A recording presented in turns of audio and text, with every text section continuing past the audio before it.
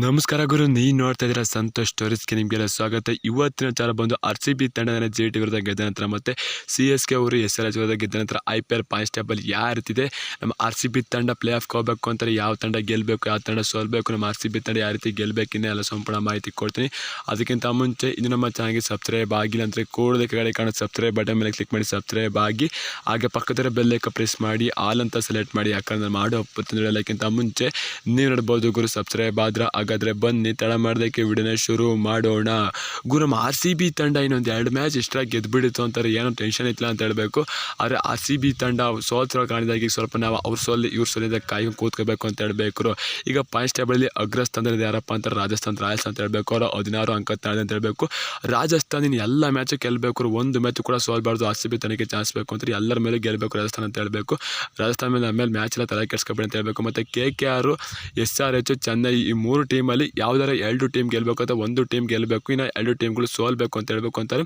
2 match ಅಷ್ಟೇ ಗೆಲ್ಲಬೇಕು ಅಂತ ಹೇಳಬೇಕು. ಯಾರಪ್ಪ LSG ಅವರು ಮತ್ತು ಡೆಲ್ಲಿ, ಹೈದರಾಬಾದ್ ಈ ತಂಡಗಳು 2ಕ್ಕಿಂತ ಅಧಿಕ ಪಂದ್ಯ ಗೆಲ್ಲಬಾರ್ದು ಅಂತ ಹೇಳಬೇಕು. ಆಗ RCB ಚಾನ್ಸ್ ಇರುತ್ತೆ ಅಂತ ಹೇಳಬೇಕು.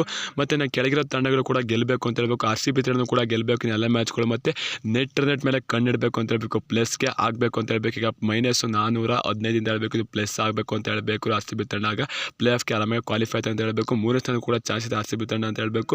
ಒಟ್ಟಾರೆ ಚೆನ್ನೈ, KKR ಗೆದ್ದರೂ ಪರವಾಗಿಲ್ಲ, ಇನ್ನು SRH, LSG, ಡೆಲ್ಲಿ ಅವರು ಗೆಲ್ಲಬಾರ್ದು ಅಂತ ಹೇಳಬೇಕು. 2ಕ್ಕಿಂತ ಅಧಿಕ ಪಂದ್ಯ ಗೆಲ್ಲಬಾರ್ದು. ಒಟ್ಟಾರೆ ಯಾವುದೇ ತಂಡ ಆದರೂ ಕೂಡ 7 ಮ್ಯಾಚ್ಗಿಂತ ಅಧಿಕ ಮ್ಯಾಚ್ ಗೆಲ್ಲಬಾರ್ದು ಅಂತ ಹೇಳಬೇಕು. ಆಲ್ರೆಡಿ ಚೆನ್ನೈ ಇವರು ರಾಜಸ್ಥಾನವ್ರು ಗೆದ್ದಾರೆ, ಇನ್ನು ಅದೇ ಬಿಟ್ಟು ಅಂದರೆ ಯಾರು ಕೂಡ ಗೆಲ್ಲಬಾರ್ದು. ಎಲ್ಲರೂ ಕೂಡ 14 ಪಾಯಿಂಟ್ ಇಟ್ಕೊತು ಅಂತ ಅಂದರೆ ಗುರು, ಆಗ RCB ತಂಡ ನೆಟ್ ರೇಟಲ್ಲಿ ಜಾಸ್ತಿ ಅಂಕ ಇತ್ತು ಅಂತಾರೆ. ಈಗ ಪ್ಲಸ್ ಒಂದು 500, 600 ಆ ರೀತಿ ಇತ್ತು ಅಂತಾರೆ. RCB ತಂಡಕ್ಕೆ ಚಾನ್ಸ್ ಒಟ್ಟು ಎಲ್ಲ ತಂಡಗಳು ಕೊಟ್ಟು ನೆಟ್ ಮೇಲೆ ಕಣ್ಣಿಟ್ಟಿರಲೇಬೇಕು ಅಂತ ಹೇಳಬೇಕು. RCB ತಂಡ ನೆಟ್ ಯಾವ ರೀತಿ ಇಟ್ಕೊಂಡಿರುತ್ತೆ ಅದ್ರ ಮೇಲೆ ನಮ್ಮ ಪ್ಲೇ ಆಫ್ ಕನಸು ಇರುತ್ತೆ ಅಂತ ಹೇಳಬೇಕು. RCB ತಂಡ ಇನ್ನು ಮುಂದೆ ಮ್ಯಾಚ್ನ ಪಟ ಗೆಲ್ಲೋದಷ್ಟೇ ಅಲ್ಲ, ಬೇಗ ಮುಗಿಸ್ಬೇಕು ಅಂತ ಹೇಳಬೇಕು. ಮತ್ತು ಚೇಜಾರ ಮಾಡ್ತಾ ಇರಲಿ, ಬೌಲಿಂಗಾರ ಮಾಡ್ತಾ ಇರಲಿ, ಎಲ್ಲ ಮ್ಯಾಚು ಕೂಡ ತುಂಬ ಲೀಡಿಂದ ಗೆಲ್ಲಬೇಕು RCB ತಂಡ ಅಂತ ಹೇಳ್ತೀನಿ. ಹೆಂಗೆ ಸೋದರೆ ಆ ರೀತಿಯೇ ಗೆಲ್ಲಬೇಕು RCB ತಂಡ ಅಂತ ಹೇಳ್ತೀನಿ. ಆಗ RCB ತಂಡಕ್ಕೆ ಒಂದು ಚಾನ್ಸ್ ಇರುತ್ತೆ ಅಂತ ಹೇಳಬೇಕು.